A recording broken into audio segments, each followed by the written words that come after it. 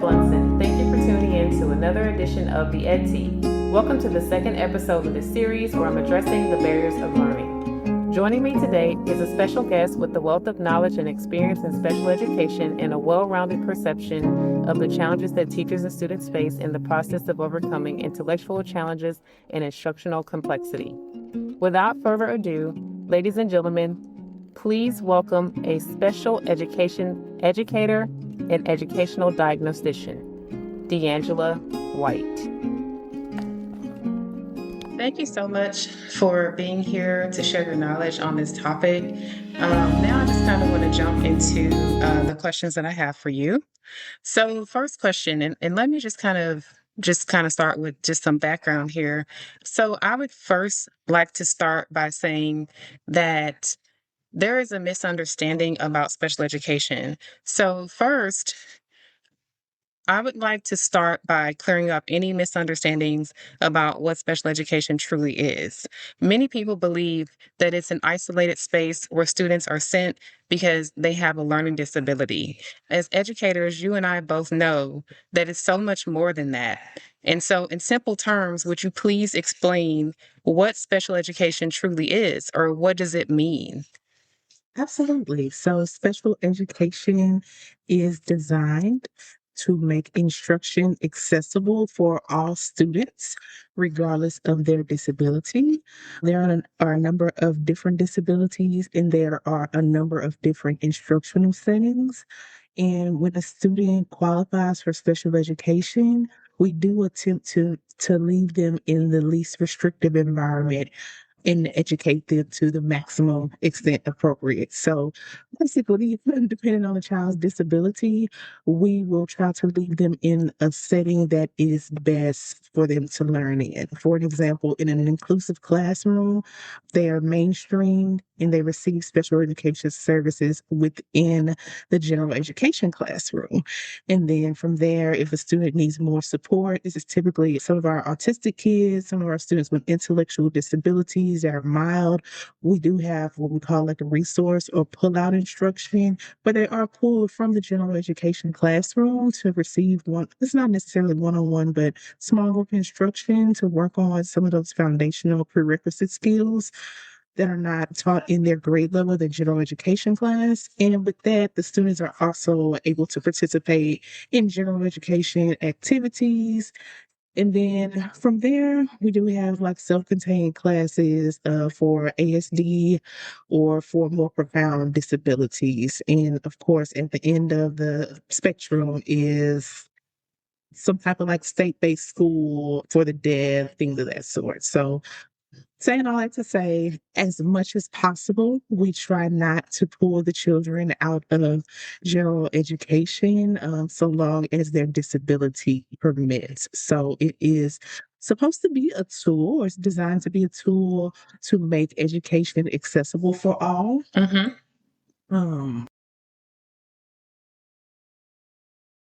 The one thing that I do know about special education is that we have sometimes, just kind of gotten into a mind frame of thinking that special education is where we just send students to isolate them. But it's not so much of isolation. It's not so much of a disability. It's more about tailoring the instruction to the child's needs. yes, That's basically what it is. absolutely. Yes.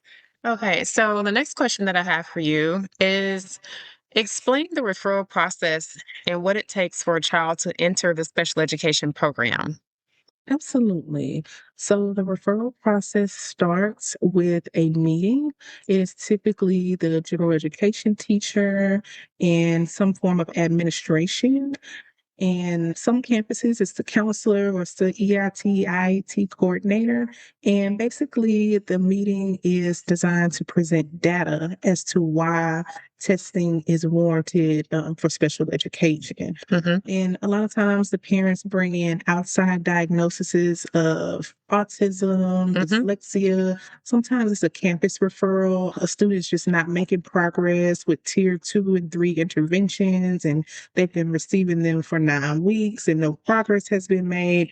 So yes, we will hold a referral meeting, discuss the data, look at the grades, look how they're performing on state assessment, what their current reading level is, how they're performing in math, some behavior indications, and from there, we will determine whether or not, testing is warranted. So if we decide that testing is warranted, the student will receive a full evaluation. Typically, it consists of an IQ test, so intellectual assessment, and then it'll also consist of an achievement assessment where they do grade and age equivalencies for academics for like reading, writing, and math. And sometimes they will do formal adaptive behavior, how independent they are without the assistance of others, just to kind of, um, Yeah, I mean, because I know, like, with me as a teacher, what I realize is that when you are referring a student for special education, it's not just a one, like, let me look at one factor, like, oh, this kid didn't do well on one or two assignments, and now I'm going to refer them to special education. It's so not like that. You are looking at a number of things. Yes, You're looking sometimes at we even go back to the previous year's academics, universal screenings. A lot of campuses are now doing dyslexia screenings. We even look at hearing and vision. We look at attendance just to make sure they've had educational opportunity. So there are a number of factors that go into the referral process before we actually initiate the process to test the student for special education. Right. Now, I do want to just kind of stop to just kind of briefly discuss something. When you just talked about attendance, a lot of times parents do not understand that if a child does not attend school, we cannot expect that child to learn if they're not coming to school. So a lot of times they might say, oh, this kid is behind, or this kid doesn't know this concept, or they don't know that. But or have they been coming to school to know the concept? And so that's something that we definitely have to take a look at to rule out, other things. And I'm going to take it a step further than that. We even look at tardies. I can think of many instances of where a student did not have excessive absences, but they had excessive tardies. Well, you got to consider if you're having English language arts as your first period class and you're not making it to school until 9 o'clock, you've missed an hour of instruction Right. every day. So, Right. yes. Right. Right. Yes. Yes. Thank you for mentioning that. Okay. So I just kind of want to move on with this topic. So the next question I have for you is, what is the root cause of most learning disabilities? Like, how do they actually form? Okay, so the most common cause that I have seen for learning disabilities is just genetics. A lot of times it is hereditary and it runs in the family, Mm-hmm. and parents may have had learning difficulties, dyslexia when they were in school, uncles, things of that sort. So naturally, the child presents with the same symptoms. So they Right. typically do have some type of learning disability as well. Right.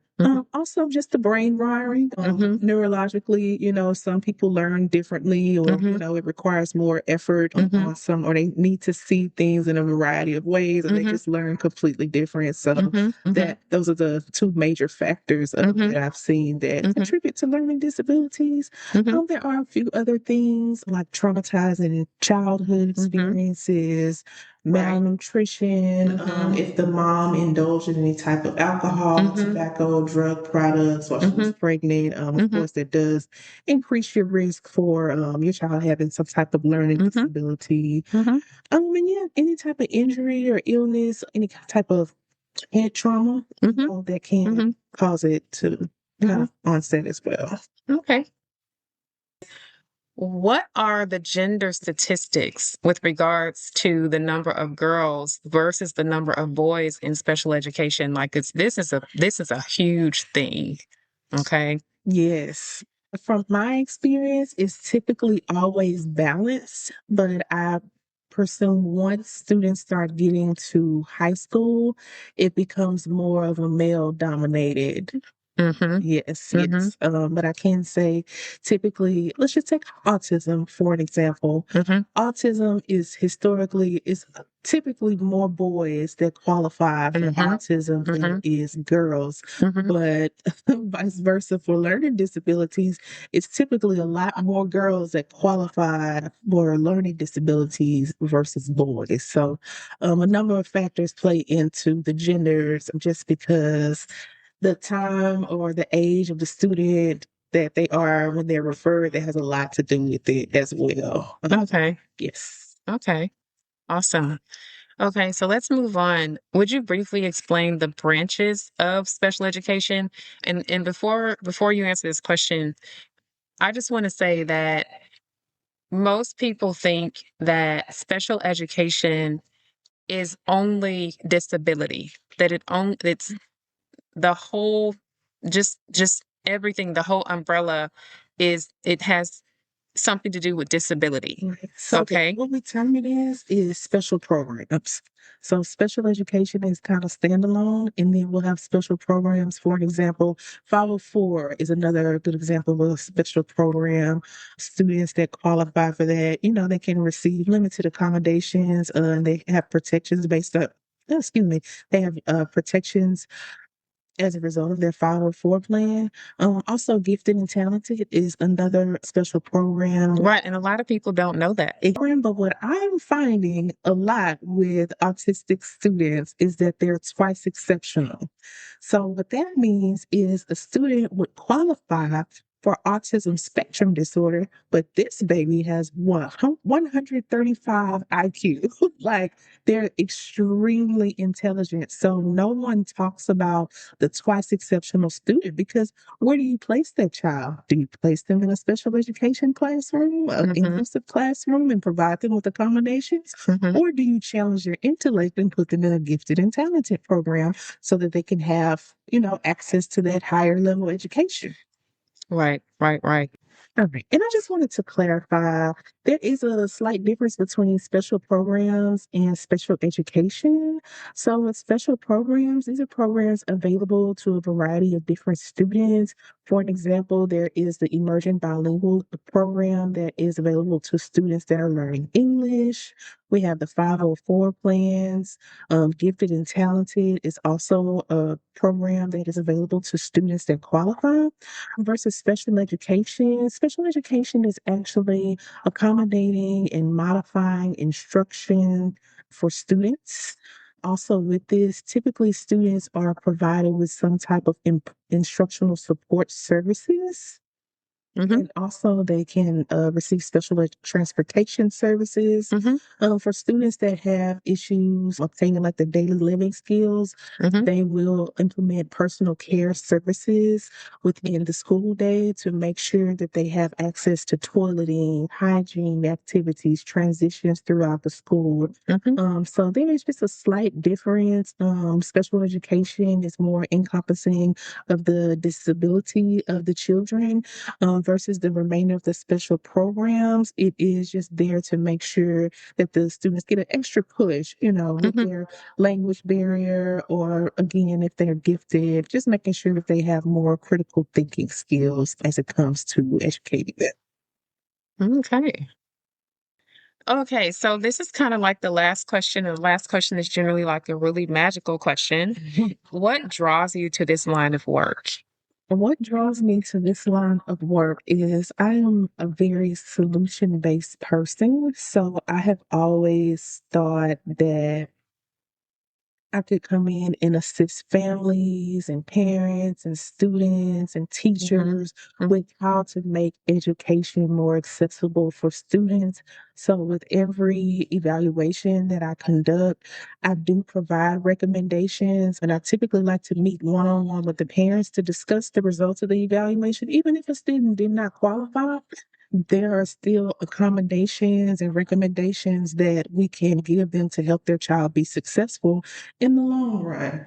And then also just transitioning, helping parents and helping students think about what they want to do once they finish with their high school diploma. What are you thinking about next? Okay, so these are some of the things that you need to put in place for yourself, whether that's going to be a work program, if they need to go to a facility, or they want to do once they finish with their high school diploma. What are you thinking about next? Okay, so these are some of the things that you need to put in place for yourself, whether that's going to be a work program, if they need to go to a facility, or if they are planning to go to college, they need to be reevaluated so they can take their the evaluation to the Department of Disabilities on campus so that they can get their accommodations while they're in college. So I've always been drawn into helping this population of people so that they can, become lifelong learners, even though they do have some form of disability. No worries.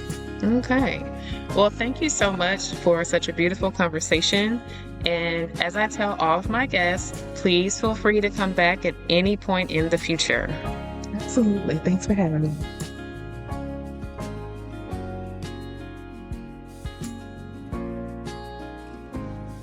Fans, I would like to thank all of you for tuning in to another episode in this series, and I look forward to you joining me again in the next episode where I will discuss another enlightening topic in this series. If you would like to support my vision to educate the public about the concealed and controversial happenings in the world of education, please send an email to the edtpodcast@gmail.com. That's THEEDTEAPODCAST and include the word support in the subject line. A link will be sent to you within 24 to 48 hours. Please follow me on your favorite podcast network, for more specifically Spotify, Apple Podcast, Amazon Music, iHeartRadio, as I explore other debated topics in the world of education. I can't wait to meet you there to spill the tea.